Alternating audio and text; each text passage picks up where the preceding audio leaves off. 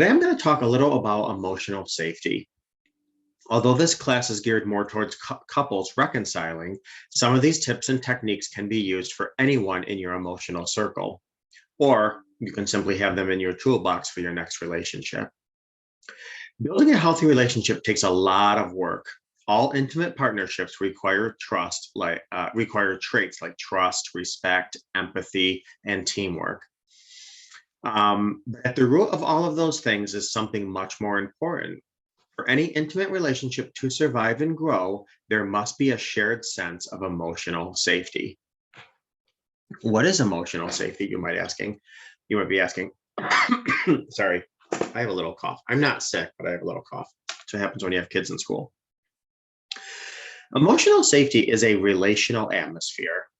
So when emotional safety is present in a relationship, ideas and feelings can be expressed with confidence. Those in the relationship feel physically safe, emotionally supported, and secure.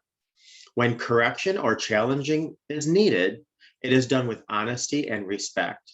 Emotional safety means having a level of predictability and consistency in emotions and behaviors, including clear boundaries and expectations. Continued emotional safety requires that repairing occurs when the relationship is damaged, and that's repairing it quickly, naturally, or maturely, and in a healthy fashion. Indicators of emotional safety include vulnerability, disclosure, and I just don't mean around betrayal or broken trust or broken vows or whatever, just betrayal in general.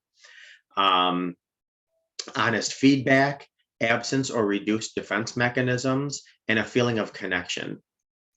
No relationship can really thrive and survive without this, because without it, a relationship is fundamentally absent of trust, and that's really what we need in a healthy, intimate relationship.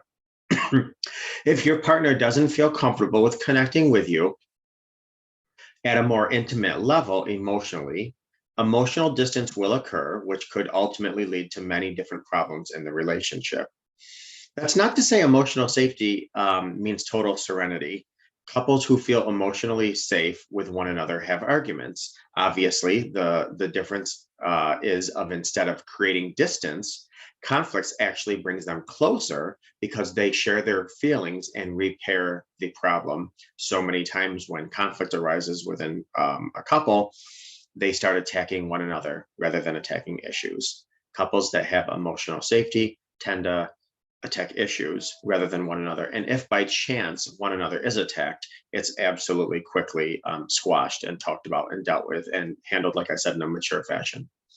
Couples with emotional safety tend to show empathy and understanding for one another and feel validated when expressing their needs. On the other hand, when emotional safety is not present, there is constant fear about what can or can't be said. Over time, this fear can lead to resentment and more conflicts. And I don't have to tell you, resentment leads to a whole cycle of negative outcomes. Luckily, it's often not too late to rebuild emotional safety when it's absent in a relationship, even after betrayal. Here are some ways to begin restoring emotional safety with your partner when it's been lost, or broken, or devastated, or tarnished, or torn. Number one, simply acknowledging the issue. If there isn't a sense of emotional safety in your relationship, the first thing to do is to acknowledge its absence. Consider if there was ever emotional safety within the relationship, or if this is something that changed. Either way, broach the important topic with your partner. Let them know that you want to feel totally safe being yourself and that you want to create the same opportunity for them. Hopefully, they'll share the sentiment and desires to restore the safety you're both missing out on, and you can hold one another accountable as you rebuild. Sorry, and this is important because relationships, we have a default. I mean, we get very complacent in relationships, and if you're not actually being proactive and you're not being anti-complacent, the default is just to get more complacent and trail off and more distant. So holding each other accountable, and being respectful the other, holding each other accountable, is important. Two, do your part. Once you've identified that you don't feel that sense of safety with your partner, look inside yourself. Is this an isolated situation to this relationship, or is it a lack of emotional safety, or is your lack of emotional safety a trend in relationships across the board? Did you feel emotionally safe, but infidelity or betrayal ripped that emotional safety? If emotional safety was present before, but betrayal killed it, then your partner has a decent amount of work to do. You actually both have work to do, but your partner really has to be on board to rebuild that emotional safety. Most important, you must be honest. You must be consistent. You must be consistently honest.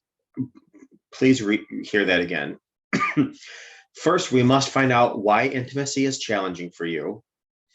If it's not immediately apparent, you can pinpoint those patterns where they originated, whether it's with a coach, a therapist, self-reflection, some meditation, what have you, and then work to break down some of those barriers. If your partner is sharing the struggle with you, they might want to do the same thing. Everything gets its food from the roots. So if you have rotten roots, you're going to have rotten fruits. So you really got to get to the root of the issue. Validate your partner's experience, and they certainly need to validate yours. Partners must be validated. If you or your partner feel like you'll be met by criticism or anger, it'll be hard to open up about feelings. Practice building empathy in your relationship by validating each other's experiences. Tell your partner that you appreciate validation when you allow yourself to be vulnerable. Any potential anxiety, anger, or sadness either of you may be feeling may not match each other's experience, but that doesn't mean that the emotion isn't true from the one experiencing them. So you're not agreeing necessarily with somebody's perspective or side or situation. You're validating their experience. Validation can be as simple as truly listening to one another and letting each other know that their emotion makes sense, even if you don't understand or agree with it, like I just said. Instead of perspectives getting questions, let each other know that both of you are here to support one another through it all. Eye-to-eye contact is important. So put those phones down and turn the TV off during these conversations. The only exception would be for those with eye-to-eye discomfort. I know a lot of actually, I think women have a tendency to be more comfortable with eye-to-eye contact, men not so much. I know with my son, if I ever want to talk to him about something private or sensitive, going for a car drive is perfect because both people can talk, but yet there's no eye contact or very little. 4, be curious about the why. It's easy to make negative assumptions about one another, especially when they've hurt you, but judgments won't get you very far in building back emotional safety. Curiosity about your partner's behavior and the why behind it is key to bringing back emotional safety. In many relationships, there's a race to occupy the victim role. I'm sure many can relate to this. Instead of partners looking for ways the other is slighting the other one, try to understand where they're coming from and try to consider their perspective as hopefully they will consider your perspective. For example, if you're struggling to feel connected with your partner because they always prioritize work over the relationship, think about what's driving their behavior. Maybe they're avoiding vulnerability out of shame, or maybe they're seeking a feeling of success or validation from their job to fill other voids in other areas of their relationship. It also could be that they would much rather bury themselves in anything at all other than dealing with the choices that they made to betray the relationship, walk away from the relationship, ignore the needs in the relationship, what have you. Either way, try to understand what's behind the behavior, and better yet, ask. Simply ask. You might not get an answer right then and there, but at least it's some foundation to go by or to go on.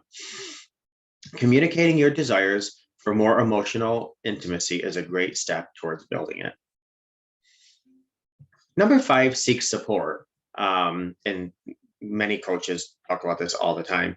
If you're watching this class, you already are. You're seeking support, and that's wonderful. Now, how a couple rebuilds emotional safety depends on a few factors, such as what fractured that emotional safety in the first place and how long that emotional safety has been gone.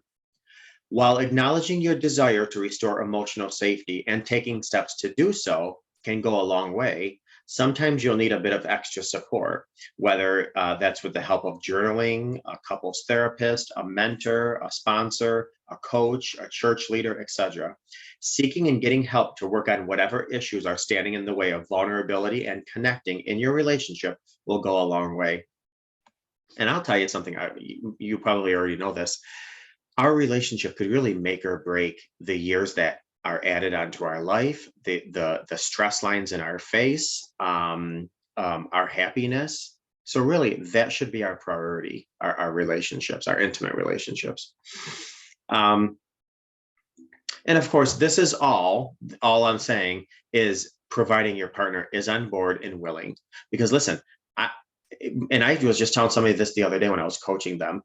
It's like bringing a horse to water. I can bring you to water. I can't force you to drink. I mean, you can have the best coaches with the best tips and techniques, with the best ideas, with the best intentions. But if people aren't willing to do the work, then there's professionals, not magicians.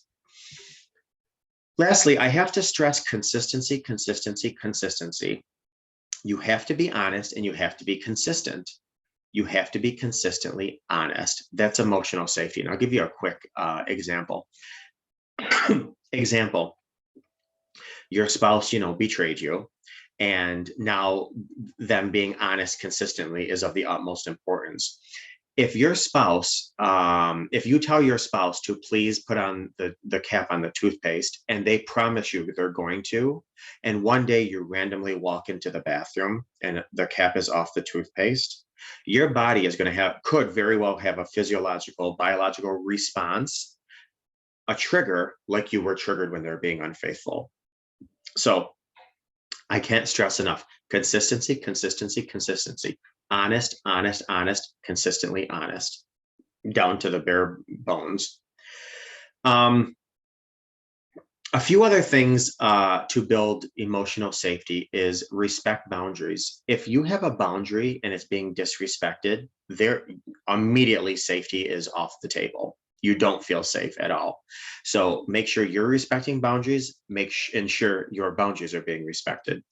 Avoid absolutes. Every time we're angry, we like to say, you always do this or you never do that. Try to avoid them. Try to use different terminology, because people do love to fit in and live by their labels. Don't label them with absolutes, because you're only putting a nail in your own coffin.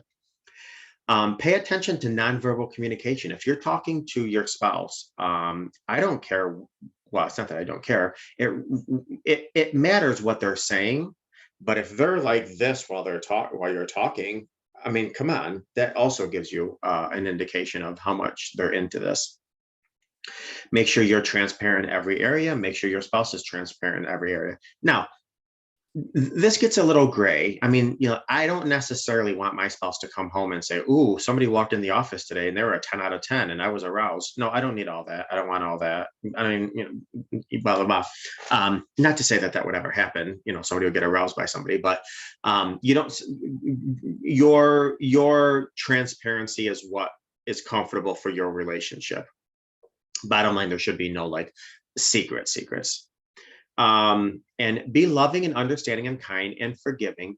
And everything I just said, loving, kind, patient, forgiving, that has to be renewed every single day. And honestly, not even renewed every single day, pretty much every hour of every day. I mean, the one sure thing about relationships is you are going to be hurt, whether it's intentional or unintentional. Both parties have to be willing to walk in the future with loving kindness, forgiveness, maturity, renewed hourly.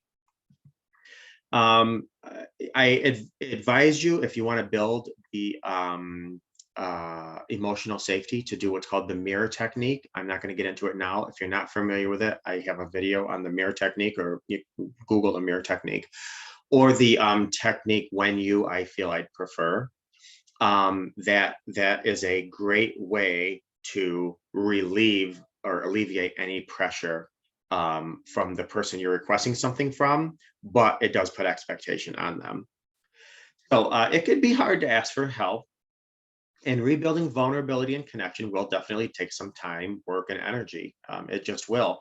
And the hard thing with emotional safety is that you can put in all the time and all the energy. I'm sorry, all the energy and all the work, but it's going to be time. And what happens with that time is that consistent, honest stuff. If days after day after week after month, you're seeing consistency, it's easier to let your walls down. So it takes time, but you got to put in that work in between that time, or your spouse does.